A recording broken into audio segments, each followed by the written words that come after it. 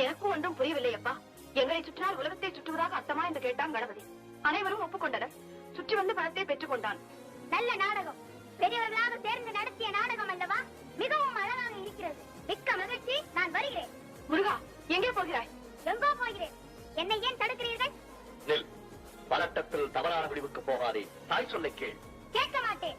தலைப்பிள்ளை தான் செல்ல பிள்ளை, இளைய பிள்ளை எடுப்பார் கைப்பிள்ளை என்று காண்பித்த உங்களுடன் இனி ஒரு கணமும் இருக்க மாட்டேன். எங்களை விட்டு எங்கே போகிறாய்?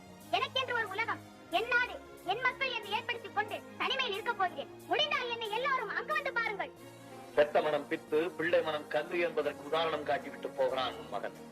முருகா, தமிழ் வேளை, இது எமது விளையாட்டுகளில் ஒன்று. விளையாடக் கொள்ளாதே. குமரா, நீ கோபப்படும் அளவுக்கு பெரும் தவறொன்றும் நடந்து விடவில்லை. சிறுத்தை தனித்து செல்லாதே. சண்முகா, என் சொல்லை கேள். தம்பி, இந்தா பணத்தை